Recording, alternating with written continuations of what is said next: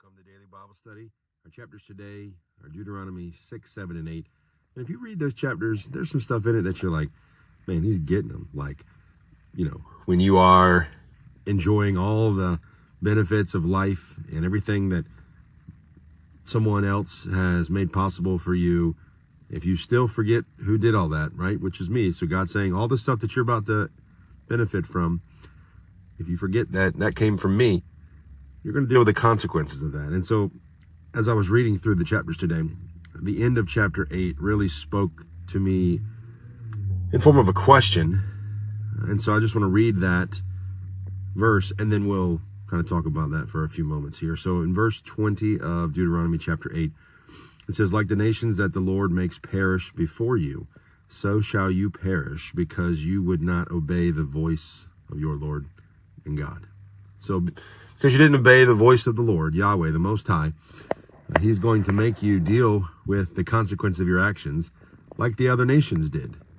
What does that mean? Does that mean that we have to measure up to a standard? Well, for New Covenant believers, Jesus is the standard. And so we don't have to worry about strict adherence to a code of conduct or the law. But there is something to be said about this idea of rejecting the Lord and rejecting his commandments. And so the question is, what does life look like, or what are the benefits of being in a covenant relationship with the Lord? Well, one of the major benefits with that I believe the writer of Deuteronomy was saying, particularly in that chapter 8, verse 20, is the natural consequence of us rejecting God in our lives. Therefore, rejecting the goodness, the blessings, the favor that he has given us, all of that, the opposite of that is hardship, trouble, pain. I'm not talking about going through difficulty. What the writer of Deuteronomy was saying is that if God isn't in your life, then all the nations that have crumbled around you because they rejected me as their Lord, the same thing is going to happen to you. And so if we look at our lives and we kind of put that into place as to what would it look like if I were to give my life to the Lord? Well, the Bible makes it clear to us that a life that is dedicated to the Lord isn't free from hardship, but it is full of the blessings of God. And so we see God's people benefiting from that and having stability in their lives, having the blessings of God abound in their lives, even in the midst of hardship, knowing that God is with you. It means you're not going to crumble, you're not going to fall, you're not going to stumble.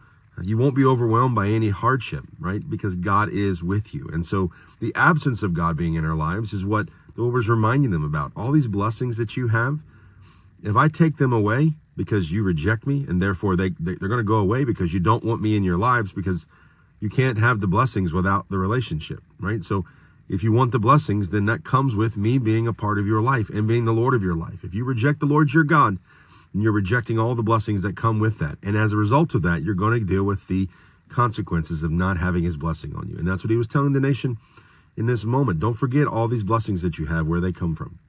And for us, I think that's a message we need to be reminded of today. And so what are the benefits of being in a relationship with the Lord? Not only do you get the blessings of God, but you get to be in covenant relationship with the King of Kings and the Lord of Lords. What are the issues with rejecting that?